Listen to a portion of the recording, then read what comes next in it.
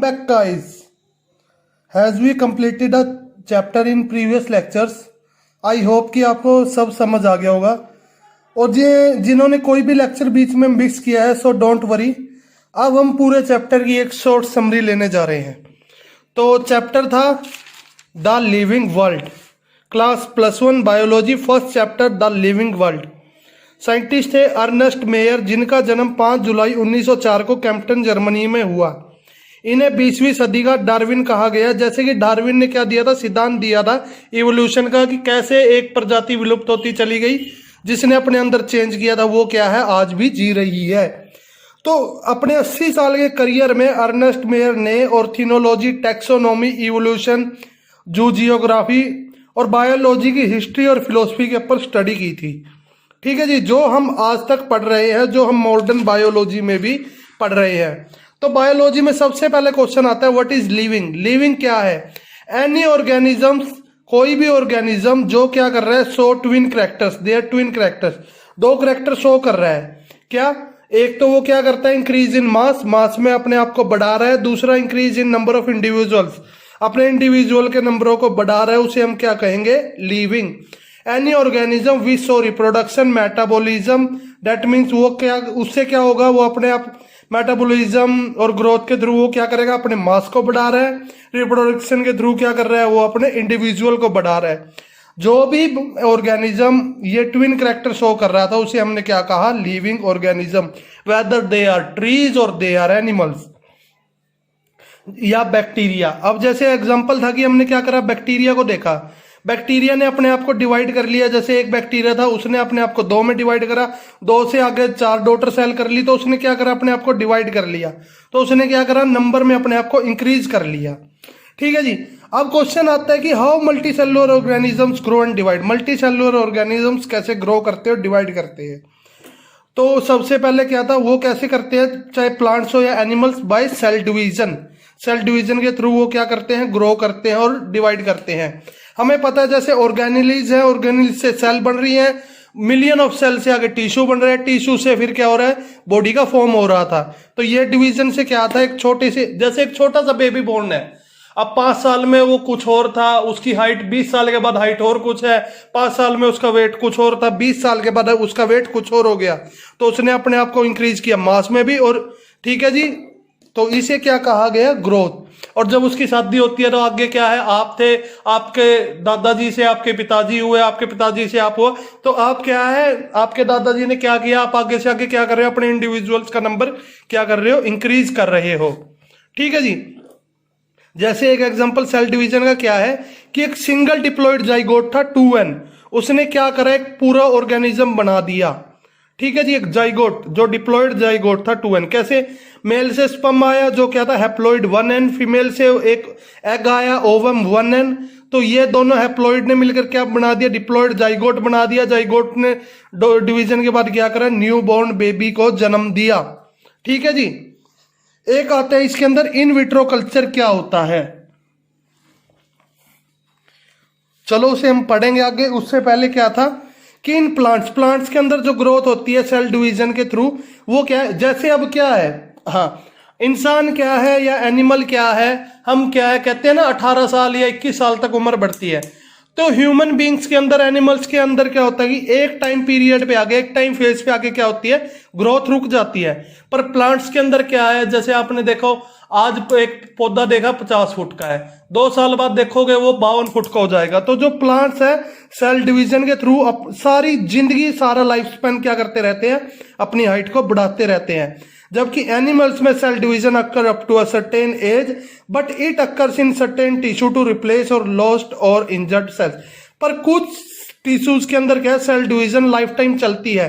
क्यों चलती है? अब मान लीजिए जैसे आपका हाथ है, आपके हाथ पर चोट लगी, अब चोट लगी तो एक घाव बन जाएगा। अब आपके हाथ के घाव को कवर करने के लिए क्या है, आपकी बॉडी क्या करेगी, सेल डिवीजन करेगी। सेल डिवीजन करके पुरानी सेल को तो क्या कर देगी, वो लॉस्ट, पुरानी सेल को तो क्या कर देगी, खत्म कर देगी, उसको रिपेयर करके क्या करेगी, नई सेल को वहां बोर्न कर देगी, न्यू सेल बोर्न हो जाएगी, जिससे क्या होगा, आपका घाव भरकर वापिस से वहां पे खाल आ जाएगी। तो इसीलिए कुछ टिश्यू ऐसे होते हैं जो रिप्लेस करते हैं लॉस्ट या इंजर्ड सेल को। यूनिसेलुलर जो ऑर्गेनिजम्स थे वो भी ग्रो कर रहे थे सेल डिवीजन के द्वारा, जैसे कि हमने विट्रो कल्चर के अंदर देखा था अंडर अ माइक्रोस्कोप। जब आप विट्रो कल्चर के अंदर देखते हो तो जो छोटा सा ऑर्गेनिज्म होता है, जैसे ये एक छोटा ऑर्गेनिज्म था, suppose it is amoeba. Amoeba ने क्या करा, अपने आप को डिवाइड करा 1 से 2 में, 2 से 4, 4 से 8, 8 से 16, 16 से 32, और ऐसे ये कंटिन्यूसली अपनी सारी लाइफ, होल लाइफ ही ऐसे डिवाइड करता रहता है। इसीलिए अमीबा को मोर्टल भी कहा गया। मोर्टल क्यों कहा गया? जैसे एक पेरेंट था, पेरेंट ने अपने आप को डिवाइड कर लिया और ये फॉर्म हो गया 2 में। अब आप बता सकते हो इसमें से कौन सा पेरेंट था कौन सा नहीं, क्योंकि ये दोनों क्या है, न्यू बोर्न हो गए। इसलिए amoeba are also known as mortals. क्यों? क्योंकि ये क्या है, अपनी होल लाइफ अपने आप को क्या करते हैं, डिवाइड करते रहते हैं। देन हमने पढ़ा, अब हमने यहां से क्या देखा कि हमने क्या पढ़ा, इंक्लूसिव और एक्सक्लूसिव इवेंट्स। विट्रो कल्चर क्या था? The culture in which we study about cells of about colonical growth of unicellular organisms occur due to cell division under microscope like in amoeba, and it occurs their whole life. It occurs continuously in their whole life. उसके बाद हमने पढ़ा inclusive और exclusive events. ठीक है, unicellular organisms के अंदर क्या था, सेल डिवीजन। कोई भी ऑर्गेनिज्म जिसके अंदर सेल डिवीजन हो रही है, रिप्रोडक्शन हो रही है और ग्रोथ हो रही है, वो क्या है, वो लिविंग ऑर्गेनिज्म है। either they are bacteria or plants or human beings or animals etc anyone। तो यूनिसेलुलर के अंदर क्या था, सेल डिवीजन हो रही थी, और सेल डिवीजन क्या हो रही थी, continuously all over the life चलती है। अब ये कैसे है, अमीबा कैसे डिवाइड करता है, बाय फिजन। जैसे ये एक अमीबा बना रखा है, इस अमीबा को हम बीच से कट लगा देंगे तो ये क्या है, 2 में डिवाइड हो जाएगा, और दोनों क्या होंगे, न्यू डॉटर सेल होंगे। हमें ये नहीं पता कि पेरेंट कौन सा था, और ऐसे ये होल लाइफ चलता है। देखिए, are mutually inclusive for their whole life, कि म्यूचुअली मतलब कंटिन्यूसली, लगातार इनकी पूरी लाइफ में चलता रहेगा। तो इंक्लूसिव इवेंट्स हमने किनको कहा, इंक्लूसिव इवेंट्स उनको कहा जो क्या है, कभी एंड नहीं होते, किसी ऑर्गेनिज्म की जीवन भर में, जिंदगी में जीवन भर चलते रहते हैं। जैसे यूनिसेलुलर ऑर्गेनिजम्स के अंदर सेल डिवीजन और ग्रोथ क्या है, वो क्या है, कंटिन्यूसली है इन देयर होल लाइफ, वो कभी भी एंड नहीं होती। तो ऐसे इवेंट्स को क्या कहते हैं, इंक्लूसिव इवेंट्स। और मल्टी सेलुलर में क्या था, सेल डिवीजन थी, रिप्रोडक्शन थी, ग्रोथ थी, ये क्या थे, एक्सक्लूसिव थे। क्यों थे? क्योंकि हमने अभी पीछे जैसे पढ़ा था, in animal cell division occurs up to a certain age. Certain age तक ही सेल डिवीजन होती है, सर्टेन एज तक ही रिप्रोडक्शन पीरियड रहता है, उसके बाद क्या है, सब एंड हो जाता है। इसलिए ह्यूमन बीइंग्स और एनिमल्स के अंदर ये सब क्या है, एक्सक्लूसिव इवेंट्स है। एक्सक्लूसिव इवेंट्स वो इवेंट्स होते हैं जो क्या है, थोड़े समय के लिए ही रहते हैं। अब एक क्वेश्चन आता है कि नॉन लिविंग भी तो ग्रो करती है, कैसे? अब आपने देखा होगा, जैसे माउंटेन होगी तो इसके माउंटेन के ऊपर क्या है, आज आपने देखा एक माउंटेन है 100 फुट की, 10 साल बाद देखोगे वो 110 फुट की हो गई। क्यों हो गई है? It will also grow but with the external growth they don't show. जो नॉन लिविंग थिंग्स है like mountain, they don't show inner growth but they show external growth. Internal आंतरिक ग्रोथ नहीं शो करती, बाहरी रूप से ग्रोथ शो करती है। कैसे? With the help of dust particles. जो बाहर के एक्सटर्नल एटमॉस्फेयर एनवायरनमेंट के पार्टिकल्स है, जैसे कि डस्ट, उनकी हेल्प से ये क्या है, ग्रो करती है। क्यों? जैसे ये पहाड़ी का ये लेवल था, पहाड़ी के ऊपर मिट्टी लगी तो क्या देखा, 2 साल के बाद उसका लेवल ये चला गया, तो वो क्या है, जैसे जैसे पहाड़ी पे सैंड जमती चली गई, उसकी ग्रोथ चली गई। तो इसलिए हम ये कह सकते हैं कि ग्रोथ क्या है, लिविंग ऑर्गेनिजम्स का एक स्पेशल फीचर नहीं है, क्योंकि नॉन लिविंग ऑर्गेनिजम्स भी उसको शो कर रहे थे। तो आगे हमने पढ़ा था एक्सक्रिएशन क्या होता है। एक्रिएशन, जो एक्सटर्नल ग्रोथ थी, एक्सटर्नल ग्रोथ होती है बॉडी की, जैसे कि नॉन लिविंग थिंग्स ने दिखाई थी, वो क्या है, एक्रिएशन। ठीक है जी, क्योंकि इंटरनल ग्रोथ को शो कर रहा है सिर्फ और सिर्फ लिविंग ऑर्गेनिज्म। इंटरसेप्शन क्या कर रहे हैं, the characteristics of living organism to grow.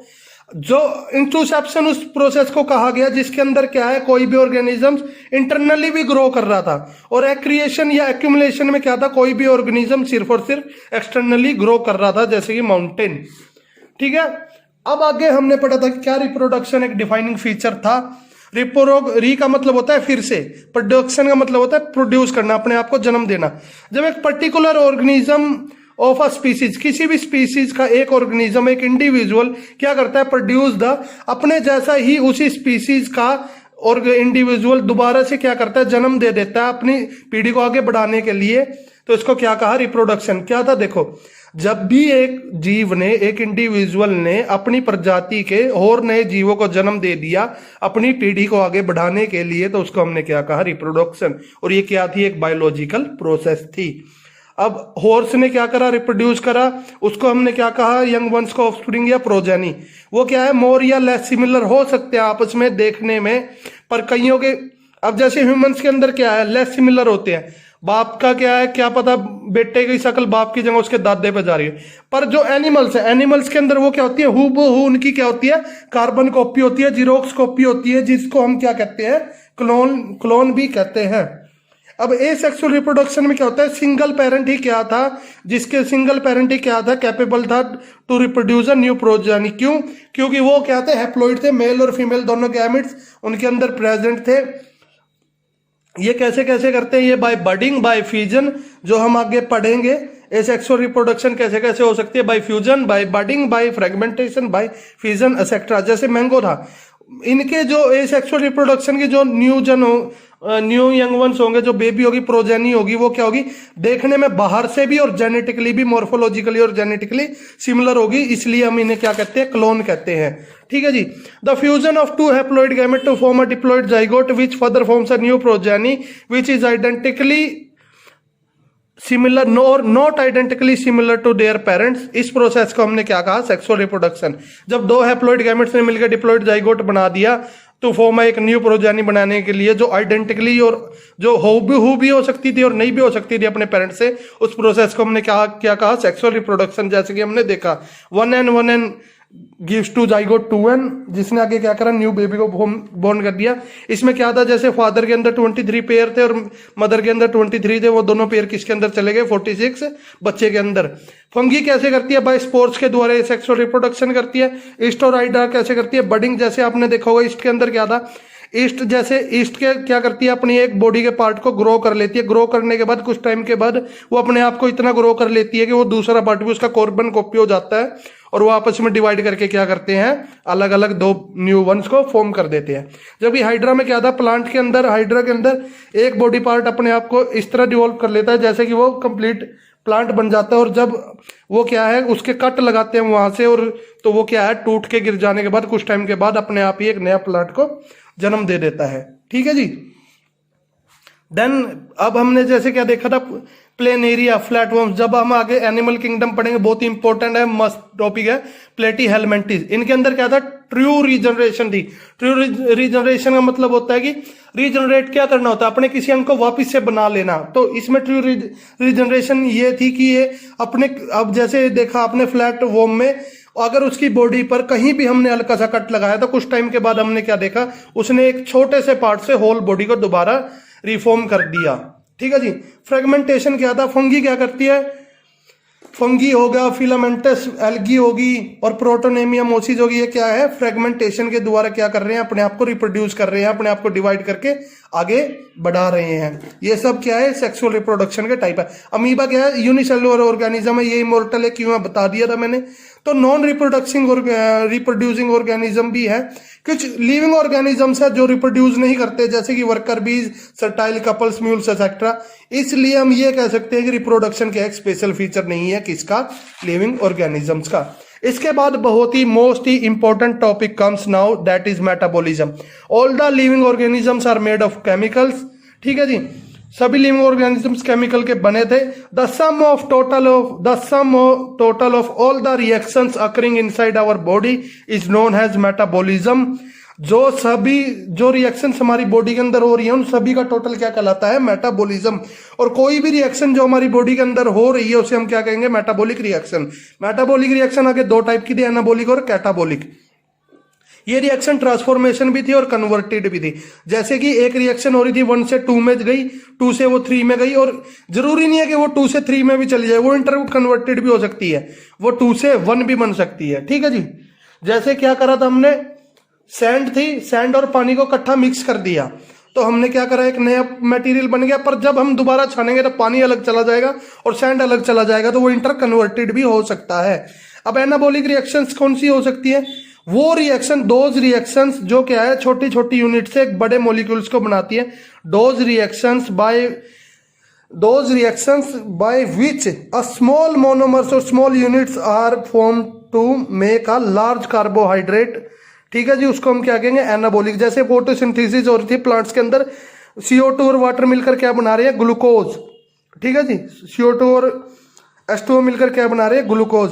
The process और reaction in which small monomers are combined together to form a large carbohydrate, then this reaction is known as anabolic reaction। और catabolic reaction क्या थी, those reactions in which large carbohydrates or biomolecules are break down into a small monomers, जो छोटे छोटे monomers में टूट रहे हैं उनको क्या कहा गया, कैटाबोलिक रिएक्शन। जैसे कि रेस्पिरेशन, सपोज हमने क्या है, हमने कोई काम करा, हमें एनर्जी की जरूरत पड़ी, तो एनर्जी की जरूरत पड़ी तो क्या होगा, जो हमने खाना खाया था उसका ब्रेक डाउन हो जाएगा किसके अंदर, ग्लूकोज के अंदर, जिससे हमें क्या मिलेगी, एनर्जी। या रेस्पिरेशन के ड्यूरिंग भी यही होता है, ठीक है जी, जब हम सांस लेते हैं एनर्जी ज्यादा चाहिए होती है, तो जो क्या है हमारे बड़े मॉलिक्यूल्स है वो क्या है, जो फूड है हमारा वो किसके अंदर टूट जाता है, ग्लूकोज के अंदर। अब दूसरा था आइसोलेटेड मेटाबॉलिक रिएक्शन। क्या होती है, जब किसी, ये नाइदर लिविंग और नॉन लिविंग रिएक्शन है। कैसे है, जब कोई भी रिएक्शन क्या होगी, बॉडी से बाहर कराई जाएगी, बॉडी से बाहर कराई गई। ये कैसे, सपोज करो एक आइसोलेटेड ट्यूब ले ली थी, ठीक है जी, एक आइसोलेटेड ट्यूब ले ली, उसके अंदर क्या करा गया, रिएक्शन कराई गई, हूबहू वही एनवायरमेंटल कंडीशंस उसको देके जो हमारी बॉडी के अंदर मिलती है, ठीक है जी, कोई केमिकल रिएक्शन कराने के लिए, इसे हमने कहा इन विट्रो, इस प्रोसेस को कहा इन विट्रो, और इस रिएक्शन को हमने कहा आइसोलेटेड मेटाबॉलिक रिएक्शन। बहुत ही इंपॉर्टेंट है, what is the difference between in vitro and in vivo. When any reaction is taking place inside the body और inside the living organism, then the process is known as in vivo process. And when any reaction और any process is occurring outside the body in a test tube, then the process is known as in vitro process, ठीक है जी। Isolated metabolic reaction क्या थी, living thing नहीं थी, क्योंकि किसी जीव के अंदर नहीं हो रही है, पर लिविंग केमिकल रिएक्शन थी, क्योंकि हम उसको होते हुए देख सकते थे। कैसे कराया गया, एक टेस्ट ट्यूब के अंदर क्या करा, आइसोलेटेड टेस्ट ट्यूब के अंदर हमने क्या करा, एक रिएक्शन करा दी, सेम वही एनवायरमेंटल कंडीशन उसको देकर जो उसको बॉडी के अंदर मिल रहा था। आगे हमने पढ़ा था कॉन्शियसनेस, तो अब आगे मैं बताऊंगा। अब मेटाबॉलिक रिएक्शन थी, अब ये क्या है, मेटाबॉलिक रिएक्शन जो थी वो सिर्फ और सिर्फ कौन कर रहे हैं, लिविंग ऑर्गेनिज्म कर रहे हैं, कोई नॉन लिविंग नहीं कर रहा। तो इसलिए हम क्या कह सकते हैं, metabolism is a special feature of living organisms, ठीक है जी। देन था कॉन्शियसनेस। कॉन्शियसनेस क्या है, टेक्निकली कॉम्प्लिकेटेड, मोस्ट ओबिशियस, ठीक है जी।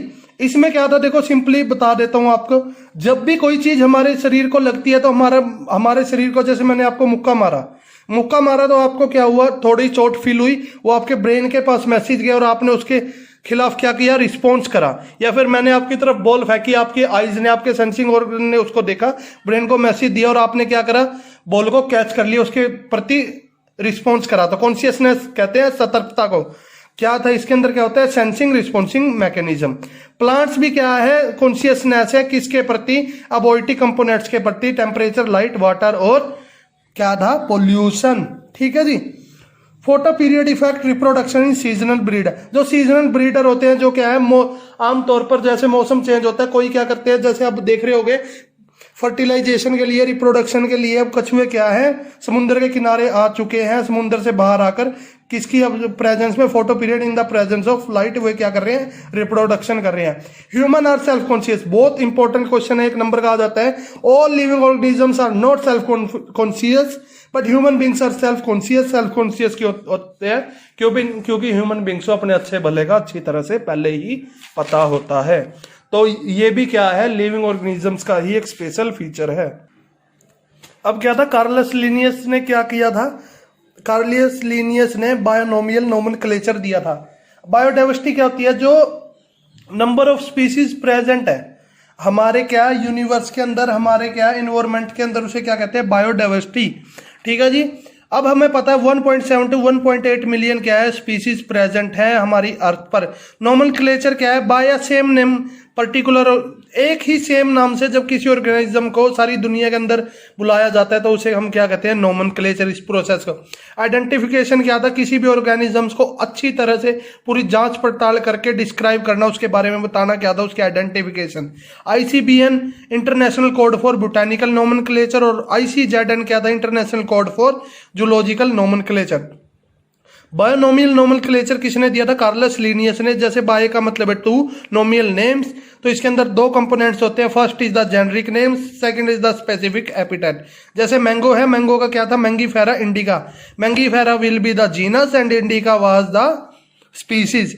अब इसे हम लिखते हैं इटैलिक में, और ये वर्ड है सारे लैटिन के। लैटिन के वर्ड को हम क्या कहते हैं? डेड लैंग्वेज भी कहते हैं। क्यों? क्योंकि आज तक जो कुछ भी लैटिन भाषा के अंदर डिस्क्राइब हो चुका है, लिखा जा चुका है, समझाया जा चुका है, वो क्या है? अब वो क्या है? हमेशा के लिए ऐसे की ऐसे ही रहेगा, उसको चेंज नहीं किया जा सकता। जैसे मैन का नाम है होमो सेपियंस। अब कुछ रूल होते हैं, जब भी हम किसी का साइंटिफिक नेम लिखते हैं तो क्या है? अंडरलाइन होगा, इटैलिक्स में लिखा जाएगा, अंडरलाइन होगा। जैसे मैंगीफेरा इंडिका था और होमो सेपियंस था, उसका क्या है? First letter will be the capital and first letter of species will be the smaller. जो आप देख सकते हैं मैंगीफेरा का एम कैपिटल है और इंडिका का आई छोटा है, बीच में स्पेस दिया जाएगा, अंडरलाइन को साथ में जोड़ा नहीं जाएगा और दोनों को अंडरलाइन करके लिखा जाएगा।